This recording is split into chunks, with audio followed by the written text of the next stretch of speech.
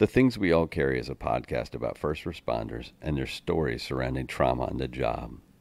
The intention of this podcast is to raise awareness and share meaningful conversation around a subject often viewed as taboo or simply ignored. Be aware this content may be graphic and it is real. It may not be suitable for children or adults triggered by this subject matter. Welcome to another episode of The Things We All Carry. This week is my 48th episode and my guest is Rob Sweetman. Rob is one of the founders and is the CEO of 62Romeo. Rob is a former Navy SEAL turned entrepreneur. He served 8 years in the Navy and was deployed twice as a Navy SEAL. His SEAL career ended in retirement due to a back injury. As with any veteran, Rob had a few hidden injuries as well, to include PTSD, traumatic brain injury, obstructive sleep apnea, and insomnia.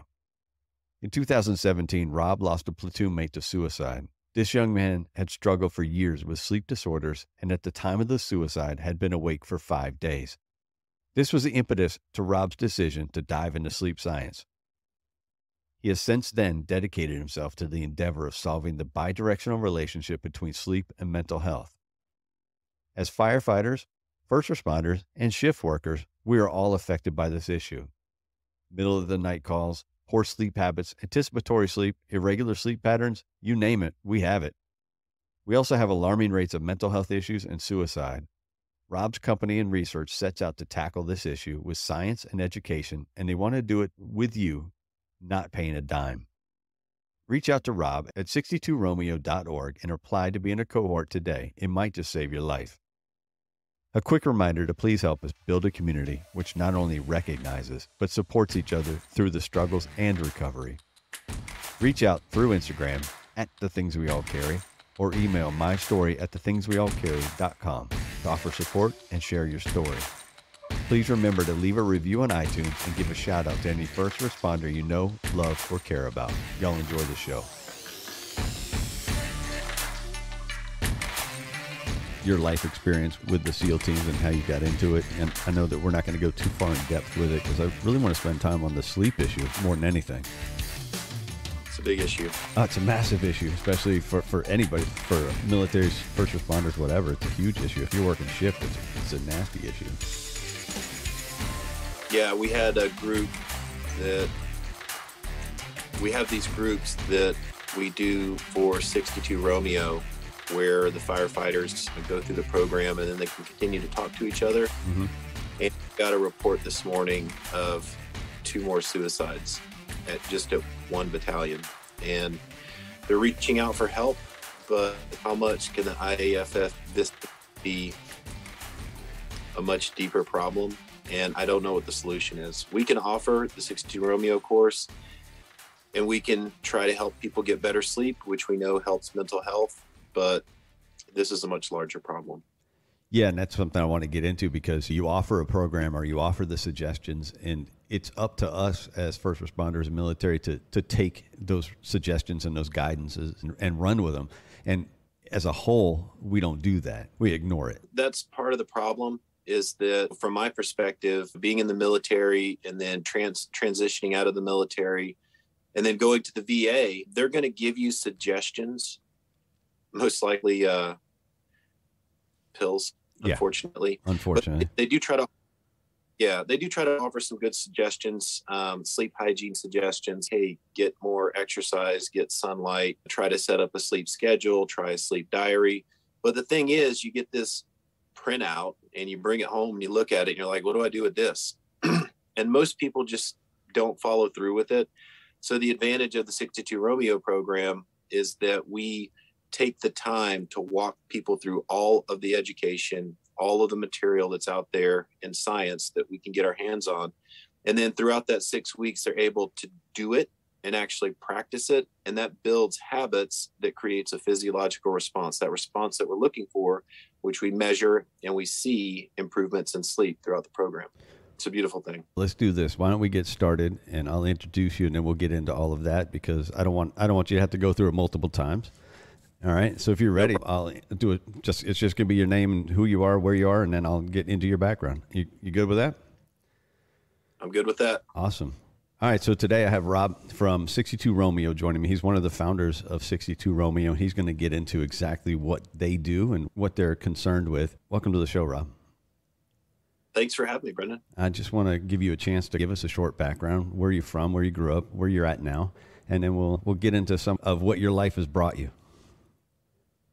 Thanks. Yeah, I was born in Kansas. A lot of farmland out there, big flat land, lots of corn, cattle. But at 6 years old, my father moved us out to the Carolinas, where he's from, and that's where I really grew up. I found myself in small business. I tried college once and dropped out. I came back later and tried college when I was a little bit older, but at some point in time, I decided to join the military. I didn't join right out of high school like my brother did, regretfully, but it did prove to be a very enlightening experience, joining the military at 29, going through BUDS training. I ended up being a SEAL. I did a couple of pumps at SEAL Team 7, finished out at Advanced Training Command.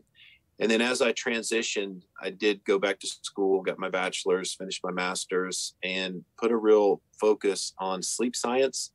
And that's something that I'd really like to talk to you about today. So one of the things we talked about, it's been a couple of weeks since we had our first conversation, was that old man's view of SEAL training, and maybe the same way how we could relate it to my view of the fire academy, because I was the old man going through the fire academy. And it's funny for me to say old man at 29 years old, but for SEALs and for BUDS, that's an old man, correct? Yeah, the cutoff is 28 without a waiver.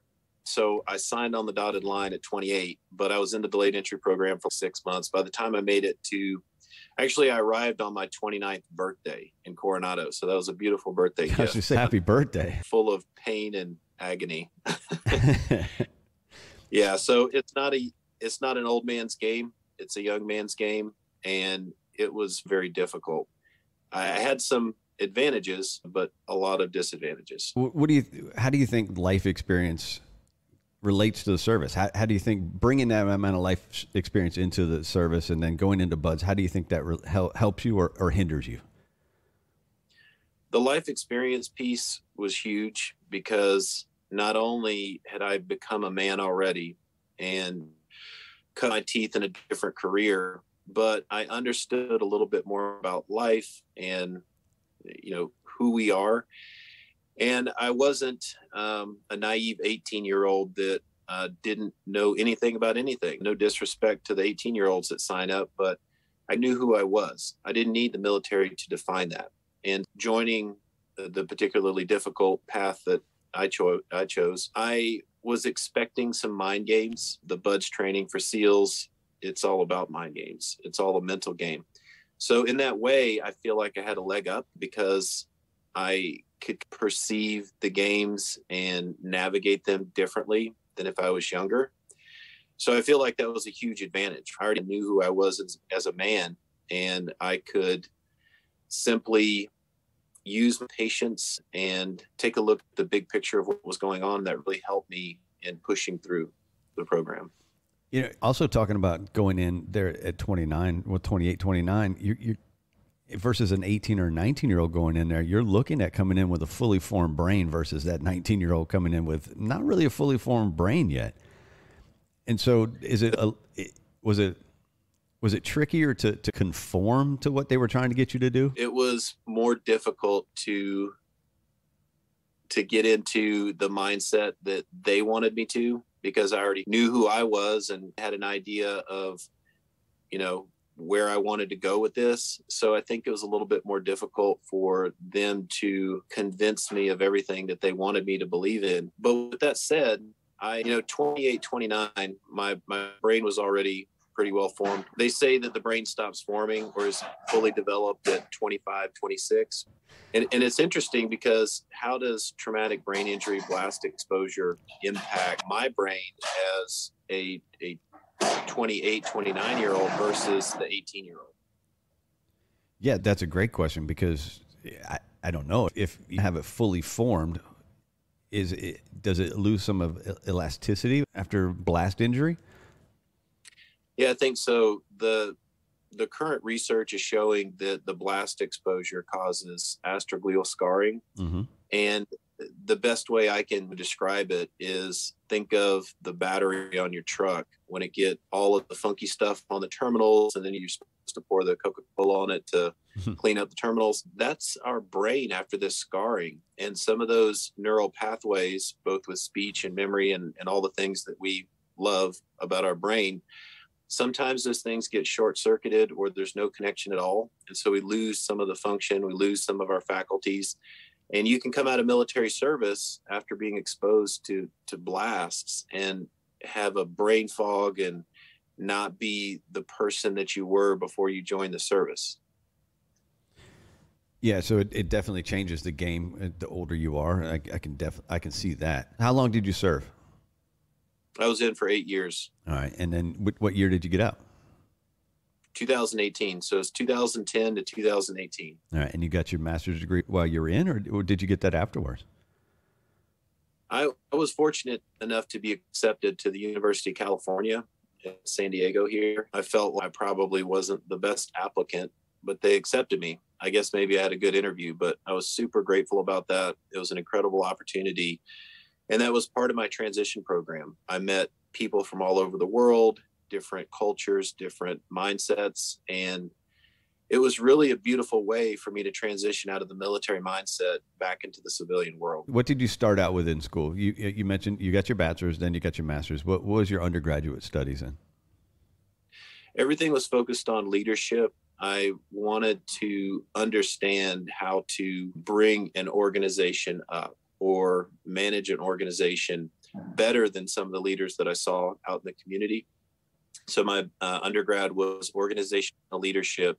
And then I continued that path with a master's in business administration, MBA. I took a focus on entrepreneurship, and I spent all of my time in the library researching sleep. So I used that library card for access to all the scholarly journals on sleep. So the library card was basically your free education, and while you're paying for the other education, huh? Absolutely. I spent time in the library researching sleep, and I spent time at Jacobs School of Engineering, rubbing shoulders with the geniuses over there building robotics. And my dream was to create a sleep pod that was fully immersive and can cut out the external world and let you have like peace and tranquility inside. I did end up building it. We tested it. We did a bunch of the entrepreneurial challenges, and that prototype still exists at our partner factory, but we put a pause on that to work on some other things. So almost like a float chamber, but for sleep? Kind of like a float chamber in the way that you are able to relax, but it would just be a normal mattress. And the inside, your entire visual range is an organic light emitting diode display, which means that we can turn off every pixel. We can control the amount of blue light. And the way that we designed it was to create this virtual environment, like VR, except for nothing touches you. You don't put anything on your head. And with that, we used virtual reality software to create our first environment was basically Hawaii. And we built it virtually within this software. And then we projected it on the screen on the inside. And so it looked like when you were laying in it, it looked like you were looking through a window into another place. So you could be whisked away to Hawaii or the rainforest or wherever you chose. You could choose where you went. And with that, you could watch a sunset or you could just listen to tranquil music. But more importantly, this would be your protected sleep space, even if you just wanted to take a nap. That's pretty fascinating, actually, because you can control every aspect of it. That's awesome. That's right. So you go from SEALs to school. How do you get into 62 Romeo? What's the reason behind what you're doing now? As I mentioned, we put the sleep pod on the back burner, and I tried to start working on something a little bit easier. What I found was that hardware and software is extremely expensive and time consuming. It was way more to bite off than I could chew. And so I wanted to do something smaller. I wanted to have a victory. And so I ended up building something that was smaller. It goes in your bedroom. It's a light and sound device. And the thinking was this would be even more effective because now we're not offering this crazy big sleep pod that only a few people can afford kind of thing. And we were allowing the average person to have the price point for the average person to be able to purchase this. And so in that way, it could be more of a ubiquitous solution offered to the average person. And the product was a hit. We never went to market with it. We're still in the lab tweaking it. But a couple years ago, we wanted to test it. And so the best way that I thought to test this was to create a 6-week program. With that, we created an entire curriculum. And so all we wanted to do was test this light and sound device. The results of this 6-week program were remarkable. It was clinically significant in terms of the data that came out of it. We improved people's sleep. It was a life-changing event. But then I went back to the drawing board on how do we continue building and deploying this product. It wasn't until we had chip shortages. We had issues with the China chips. If you recall that during COVID, it was a big deal. And so we had to go back to the drawing board on some of the circuit boards, and it was a lull period. And so I met with a woman named Lori, and we talked about what happened with that 6-week program. And we decided to put together a nonprofit that would embody this 6-week program. And instead of using our product, we just used something off of Amazon, which was not quite as good. We tested a bunch of equipment. And so we picked out the one that was the best of what's currently available. So right now we're using the Hatch Restore, which is another light and sound device. So we put together the 6-week program. We refined it a little bit. It's basically the same thing. We didn't want to change it too much because it was super effective. We made it about veterans and first responders. So 62Romeo is a veteran and first responder nonprofit. It's a sleep program that's free to the veteran and first responder. And the way that we do business is find those donors, those people who care about the community, and have them pay for it. And I didn't think, my first thought was we'll probably get a bunch of SEALs and get a bunch of funding for team guys. But what happened was something that I couldn't have predicted. I met a gentleman by the name of Kevin Fee over at Reliable Automatic Sprinkler Company, and they showed an extreme passion for the firefighter problem. And at the time, I really didn't understand the firefighter problem. It took Ray Norton, a retired firefighter, to explain to me the issues within the fire service. And with funding and a whole lot of passion, we kicked this off with firefighters. So we've actually put more firefighters through the program than anybody else. We have helped out veterans, and we're kicking off our first all Navy SEAL cohort this Wednesday. But because we were able to really jump in head first with firefighters, now here I am in the middle of understanding this problem, and it's a big deal. It's a big deal that we're making an impact with, but we need a lot more work. So a lot more. Let's talk about that. Let's talk about the issues with with firefighters and sleep. What did you find initially? I'm seeing some of the typical things that you might see in any demographic, which are sometimes excessive alcohol use, sometimes poor sleep hygiene, but probably most importantly and across the board, we have this shift work issue, and that is common across all shift workers. So when a firefighter, especially somebody that's working a busy house, when they have that, like, for example, a 4896, and they're in there for 2 days and they're getting calls all night. Some of them we're seeing a lot of the fentanyl calls, or just homeless with drug problems. That's okay, but it's not exactly what the fire service was designed for, but they're still getting up and they're going to those calls like clockwork at 2 a.m. So how are they supposed to get sleep when during their sleep period, they're out on calls? And the answer is they're not getting sleep. And the result of this is that over time, sleep deprivation will damage your brain. It'll damage your heart. It can make you pre-diabetic. Sleep deprivation is linked to all-cause mortality, and everything you can imagine dying from can be linked to sleep. And so if we're getting bad sleep, it impacts our physical well-being as well as our mental health. We're seeing a very sharp increase in suicide rates in first response, especially since COVID. And so when we look at sleep, it's one thing that 62Romeo has the power to make improvements on. And as folks go through the program, what we're seeing is that, oh yeah, their mental health is improving, their physical health is improving, their relationships at home are improving. So that just proves that sleep is a very important part of the entire picture. of wellness. So when you talk about shift workers, especially with firefighters, there's a variety of shifts. You mentioned a 48-96. There's a 36-hour shift. There's what I do. It's a 24 on, 24 off, 24 on, 24 off, 24 on, and I take 4 off. Those 3 shifts in 5 days are a killer, especially if you're in a busy house.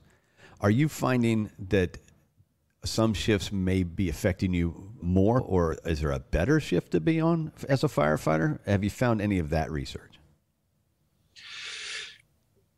That's a complex question. Yes, some shifts are better than others, but it also has to do with the person's individual habits at home. So what we recommend with all of these different shifts, because we'll have 62 Romeo does group sizes of 15, and we call them cohorts. And within each cohort, we're going to have people, they could be FDNY, they could be Ocala Fire, they could be Portland Fire, they could be Indiana, whatever. And each one of those within those regions has different firehouses with varying levels of how busy they are. They all get to choose what their schedule is. Perhaps the firefighter doesn't necessarily choose the schedule, but each house is different. And so we have a mix of everybody. And so as they go through this program, how do we offer a blanket statement that works for everybody?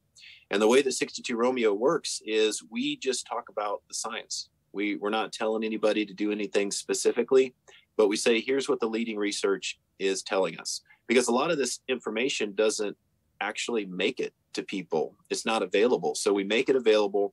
We talk through it. We talk about how do you manage a shift work when you know that you need to get consistent sleep. So one of the things that's been extremely effective with firefighters, and this isn't recommended for the average person because it's not optimal, but it's better than the alternative, which is just simply not getting sleep. And we call it polyphasic sleeping. And so polyphasic sleep, also called multiphasic sleeping, you can call it whatever you want, but basically you're having multiple sleep periods within a 24-hour window.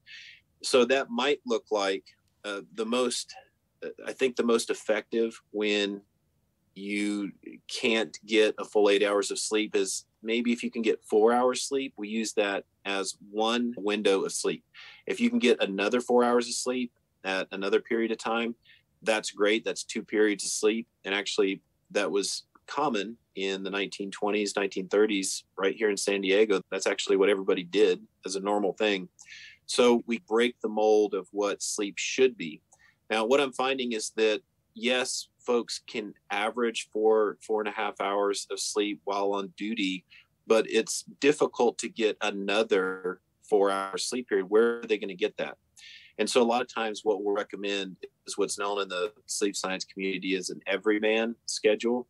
And what that is, it includes beyond that 4.5 hour sleep period, whatever you can get, we're also integrating 2 nap periods throughout the day.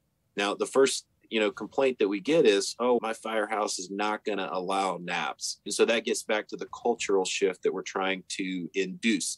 But if we're able to get a nap approved, so to speak, and I've seen folks get written up for taking a nap while they're working, we have to stop that. But if naps are allowed, then the next step is to build in some level of consistency. Because if we can all go to bed at a similar time, try to knock out that 4-hour sleep window, it's also important to get consistency within the nap period. So, for example, if Joe goes to sleep at night, he gets 4 hours, maybe if he's lucky 6 hours, and then rolls into his day, if he can get a nap at a window, the same window each time, so maybe like 10 a.m., and then get another nap at 2 p.m., those 2 naps are actually enough to supplement a 4-hour sleep period at night in a healthy way. And people are able to get, for the most part, complete restoration. It's never going to be perfect, but the goal here is to have consistency. So what that means is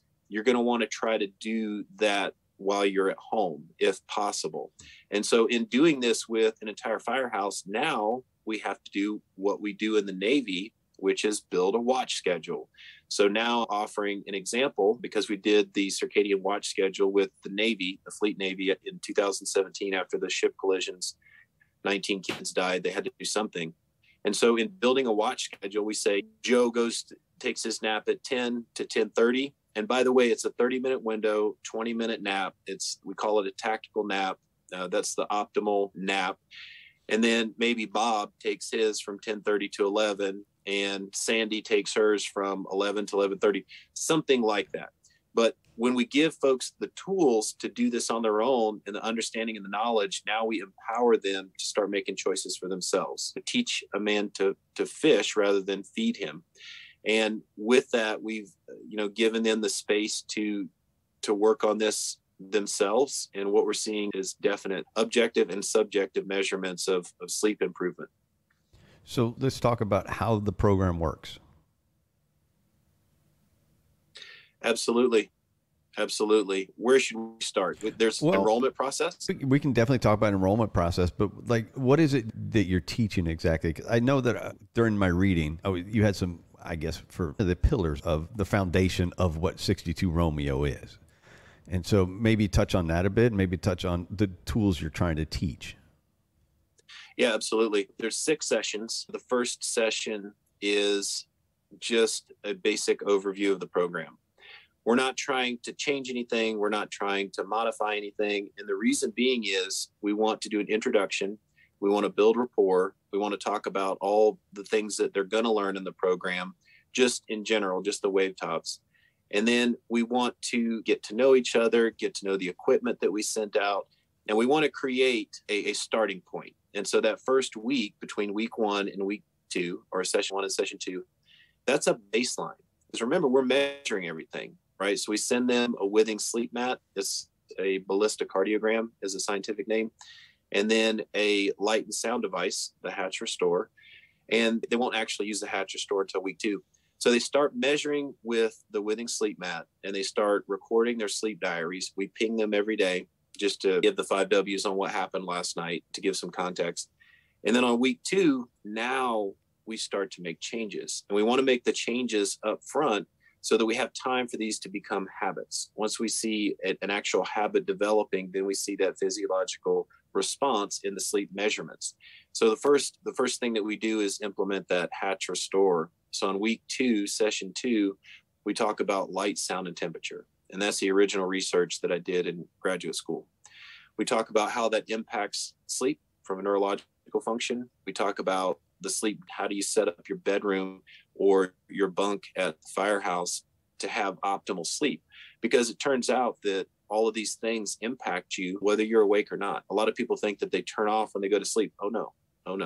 So what we want to do is have uninterrupted sleep to the best of our abilities, set ourselves up for success. Then we roll into week 3 and we talk about behavioral mechanisms, like things that we do throughout the day that either negatively impact our sleep or positively impact our sleep. And so now we're starting to make some more changes there and some more tweaks. Everything's completely optional. Everybody knows their life situation better than I ever will.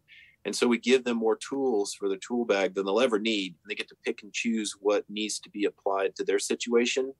Then the program lightens up a little bit because we want to get some of those core changes up front. So then we roll into session 4, session 5, session 6, and we really dig into some of the sleep science and research, finishing up with what sleep measurement devices are out on the market. And the goal is by the time we finish this 6-week program, we not only want them to have improved their own sleep, but we want them to become sleep ambassadors. We're going to graduate these folks. We're going to send them a certificate of graduation and send them out into the world as sleep ambassadors to spread the good word. Maybe just to move the needle one little bit with each person at their firehouse. And the results have been remarkable because I get emails every day from folks that have went through the program and now they're making presentations for their leadership or their battalion or whatever. And they're making those incremental changes. So not only are we spreading good information, but we're also starting to shift the culture about the importance of sleep. That culture is so key because, like you said, there's some places that they still don't want to allow a nap or downtime, as we call it, where I am. And even when you're allowed downtime within the station, sometimes it's frowned upon for individuals to take that downtime. We have a 60 minute to 90 minute window of breakfast and lunch. And it's also, in addition, there's some downtime. You can just relax. There's nothing planned during that time normally. But even if it's built into the schedule, there's some fire stations in my department where it's known that it's frowned upon to take that downtime, which doesn't make sense to me. That's something that I've worked on to shift for people around me, to shift that thinking, because those times to just get away and relax are just too important to give up. Yeah. So how do you? All right, so these guys come in, guys and women, they come in and they start your program.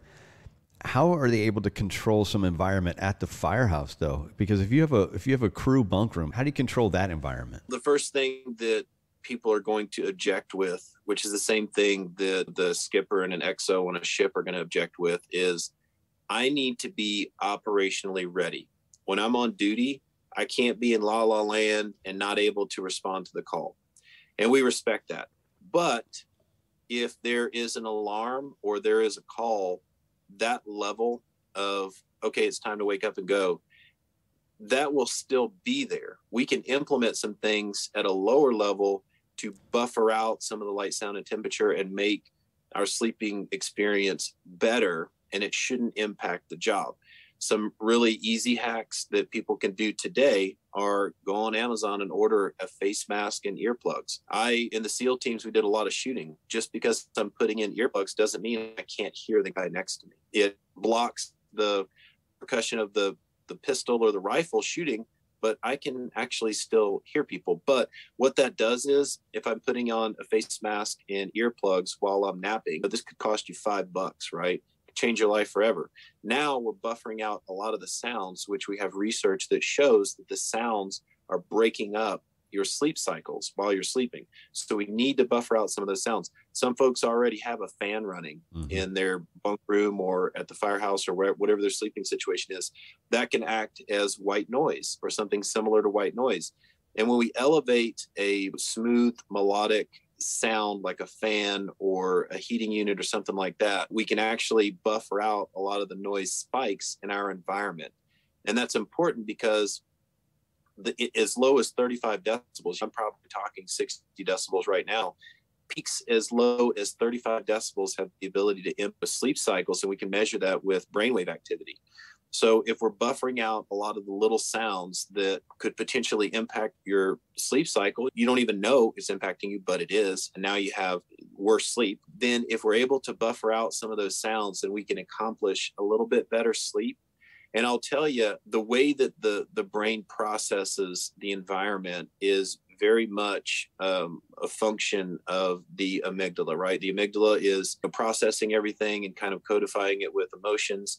And what we know about veterans and first responders, especially if we've heard the term hypervigilant, is that as they're processing this information, they can be very sensitive. They can be more sensitive than their spouse. For example, if you're at home sleeping, a firefighter might be able to wake up to a car alarm down the street a mile away like that, but the spouse is still asleep.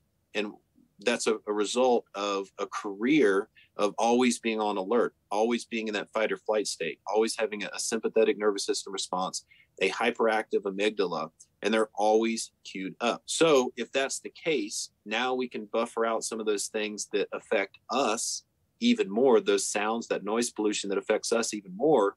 And then to layer onto all of this, within the 62Romeo program, starting on week 2, we implement relaxation techniques, and we give people the skill sets. We give them 5 different skill sets. They choose if they want to use any of them or none of them, or if they like one of them. But we also give them the ability to continue that journey of finding new relaxation techniques. But when we're able to change our sympathetic nervous system response to a parasympathetic nervous system response, we can instantly let go of a lot of the tension and anxiety that causes insomnia. It makes it easier to fall asleep. It makes it easier to stay asleep, less night terrors, less nighttime awakenings that are unneeded. So all of these things cumulatively actually really do work. They really do help the firefighter. And even with rule number 1 in our program is that there's no such thing as perfect sleep. We know the job that we signed up for. We know it's not going to be easy, but we have tips and tricks and things that people learn in the 62Romeo program that will dramatically improve the sleep. And that's what we need to be able to continue down this career path. So This is an odd question because, like you said, there's no such thing as perfect sleep.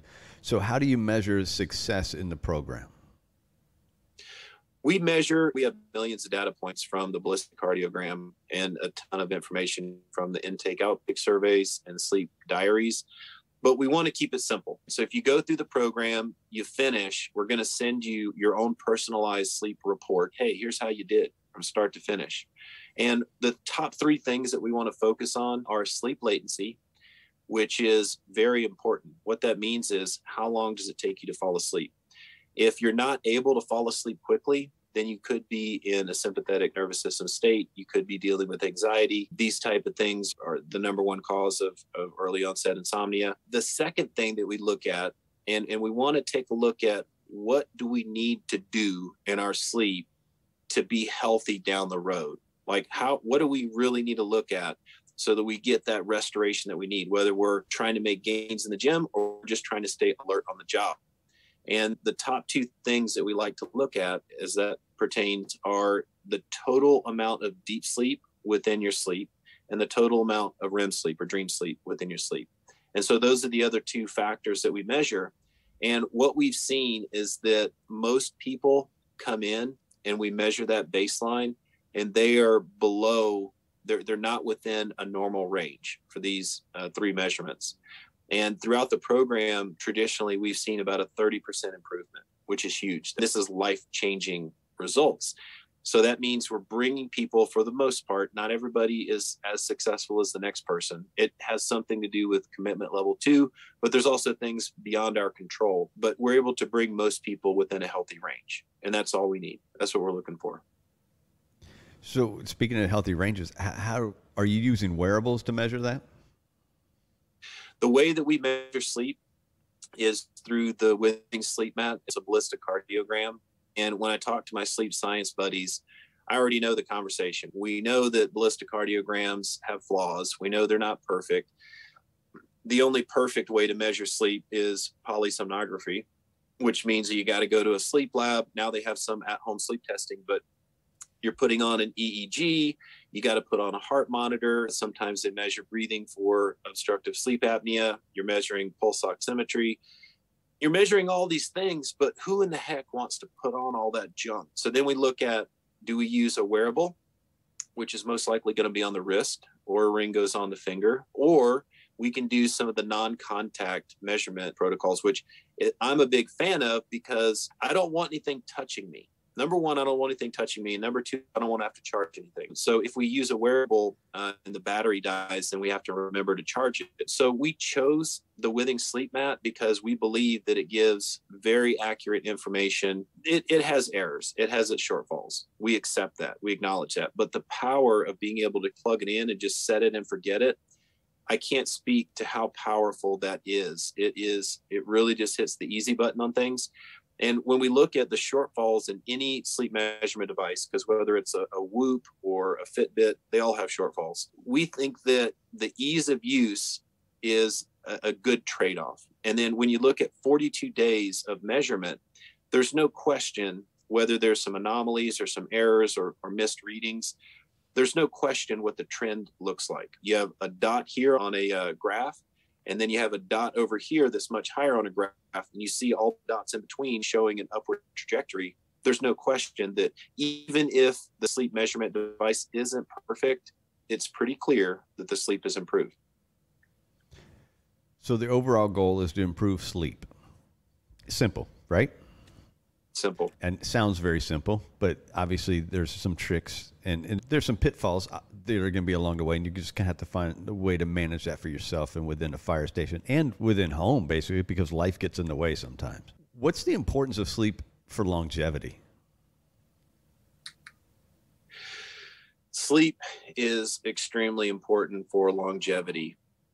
We know that sleep or sleep deprivation, lack of sleep, is linked to all-cause mortality, meaning that every major cause of death can be linked back to sleep. Now, does that mean that sleep is the cause of all death? No, that's not true, but it's a factor in everything. We also have to look at alcohol consumption and nutrition and exercise and all of these things that go into your health, but sleep seems to be a pillar of everything.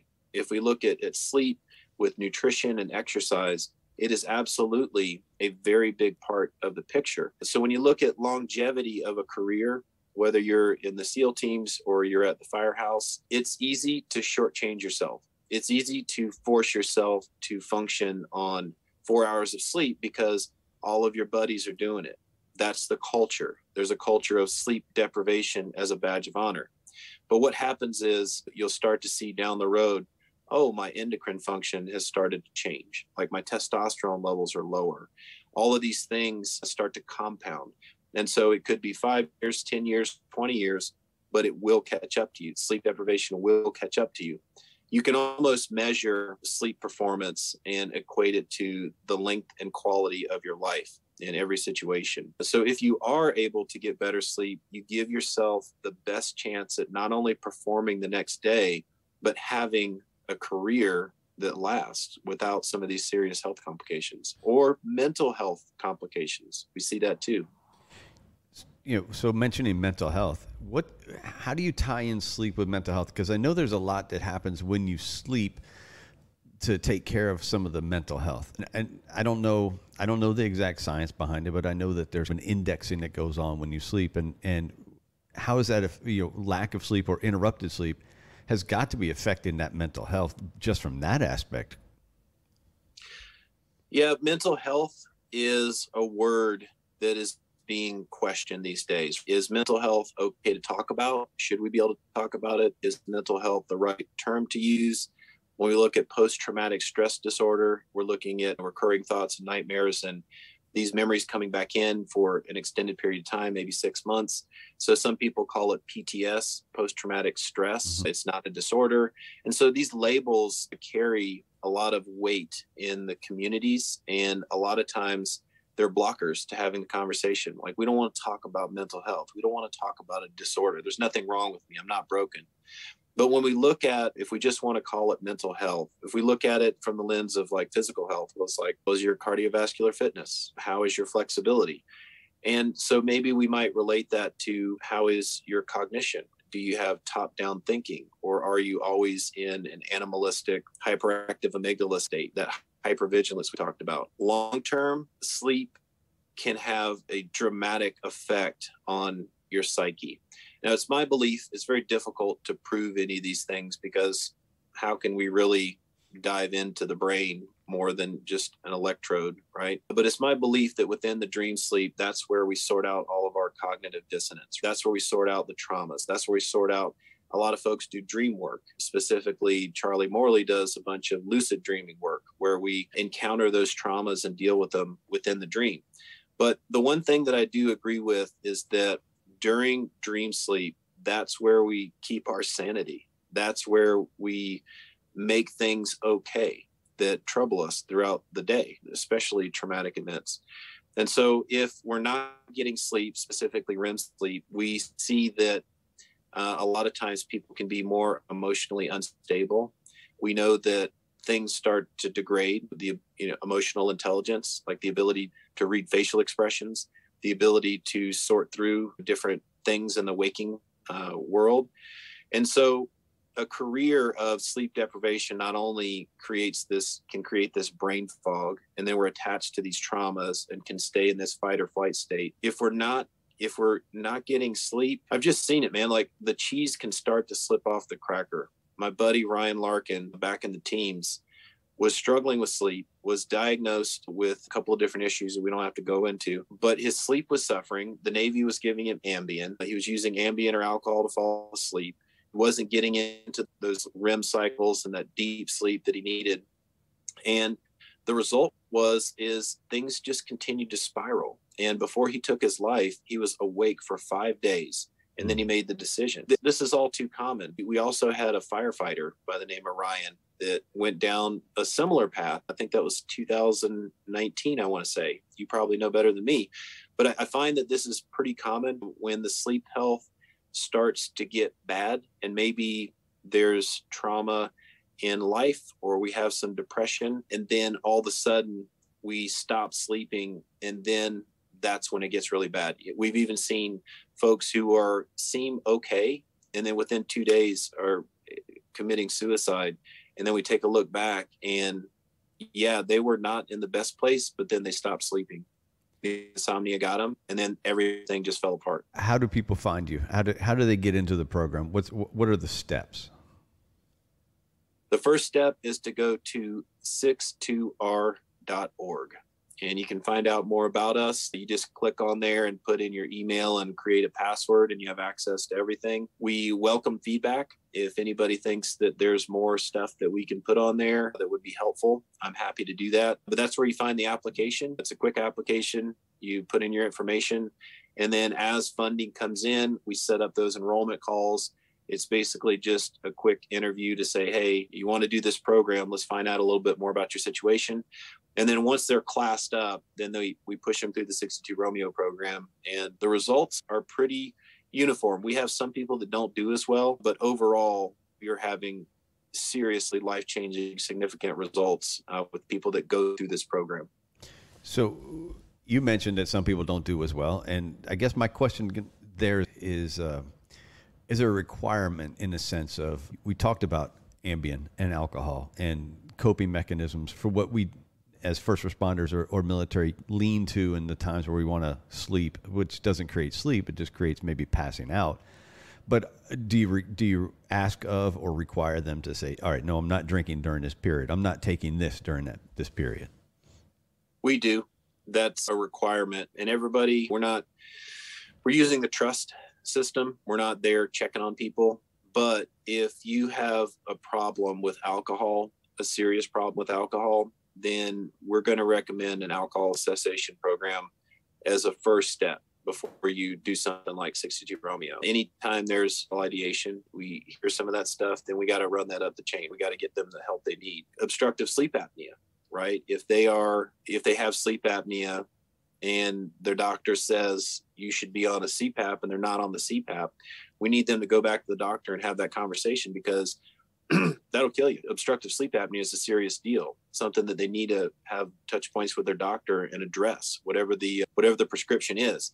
So we need that stuff handled. And then we ask, the average person might drink a little bit, might eat a little bit of marijuana gummies, depending on what state you're in. And sometimes they don't talk about that stuff. Sometimes people take melatonin, or sometimes Ambien, or other types of pills that they use for sleep. So we ask that, hey, if you're going to do this program, give us a fair shot. Try to get off all this stuff. Some people truly believe that the pill is the only way that they can fall asleep. Just trust us. Stop using the melatonin. Stop using even the herbal supplements. We get into herbal supplements later on in the program. And then at that point in time, it's okay. You can drink your chamomile, no drama. But what we want to show is stop everything. Let's build good habits. We're going to show you that you can sleep effectively without anything. Then once we get to that point where we've proven that to the individual, then, like I said, we can start adding in some magnesium or whatever supplement floats your boat. But by that time, we look at those folks as the sleep ambassadors. They're trained, they know the information that's out there, and they can make a good decision. So Ambien, what does it do to a body? What does it do to you? People, like you said, people swear by it for sleep. Is there a benefit to it, or no, not at all? Ambien is terrible. And I don't want to give any medical advice. That's not what I'm here to do. But doctors are supposed to prescribe this stuff to get over the hump. It's not meant to be something that you take for the rest of your life. Who in their right mind is going to take a pharmaceutical for the rest of their life and think that's not going to have an impact?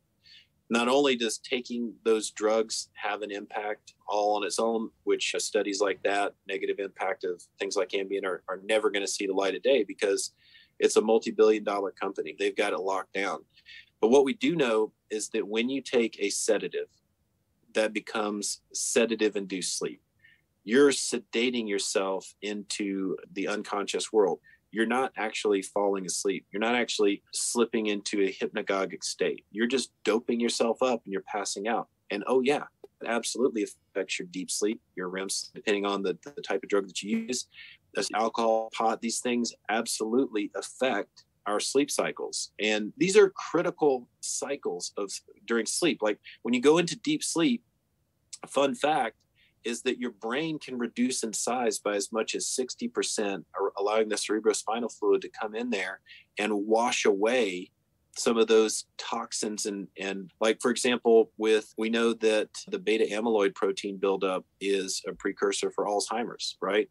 So if you're not rinsing away those things that build up on the brain and supporting the lymphatic system to get that out of there and bringing in new immune cells in your brain, I've had sleepless nights where my brain hurt the next day. You can feel it, right? Our body needs to go through this recovery process, and our brains and our muscles, we're rebuilding muscles. We're preparing hormone production the next day. If you're doping yourself up, you're going to see an impact on all of those things. And we want good, healthy endocrine function. And that comes with sleep, good gut biome, good activities and behaviors throughout the day. So we can't support sedative-induced sleep. Not unless the doctor recommends it, and you should think about it. Is this a short-term thing or a long-term thing? We don't want this to be a long-term thing. No, it can't be healthy, and that's why I wanted to ask, because I do hear people say, well, I can't do it without X, Y, or Z. And I just want people to realize, no, it can be done. You just have to set the stage properly, and this is why a program like this is so vital, because this helps you learn how to set that stage. Exactly. So I'm going to link to 62Romeo in the show notes and a couple of other things that we discussed. Before I let you get out of here, though, I wanted to ask you a couple of questions I ask everybody, and I might be putting you on the spot here, but I named this show The Things We All Carry after a book that by Dan O'Brien, and it's called The Things They Carried. I don't know if you've heard about it or not. I think we talked about it when you and I talked. You mentioned it, and I read it. Okay, so what did you think about the book? It was incredible. I saw the author go in and out of his memory, his ego's narrative, his fantasy, his traumas.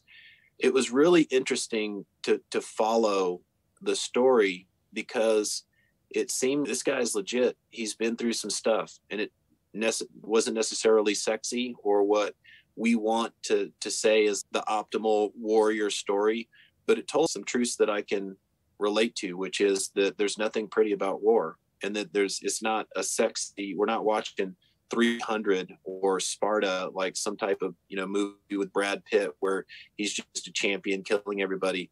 There's nothing pretty about this stuff. There's nothing good about taking human lives or seeing the type of trauma that, that he described in the book. I found it interesting that Yep. Okay. Something tried to buzz in.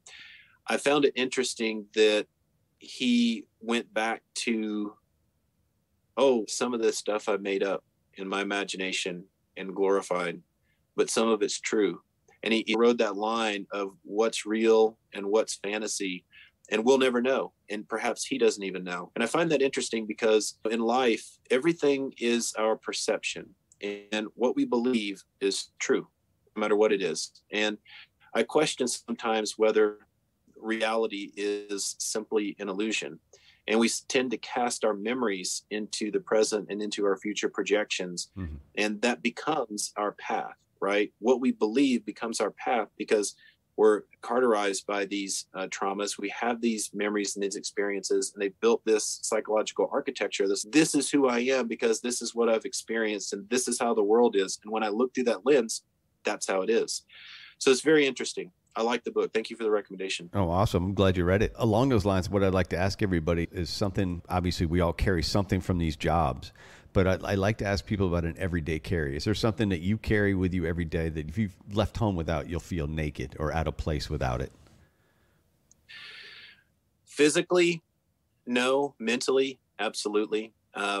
Some of the traumas and memories in my life, some of them were impactful, significant, painful, life-changing, that I am the person I am today because of those experiences. And I carry a lot of those traumas. I carry a lot of those gnarly experiences. And the way that I choose to accept them and metabolize them is to allow those to make me stronger, allow them to be the best version of myself, meaning this is a bad place that I don't want to go again.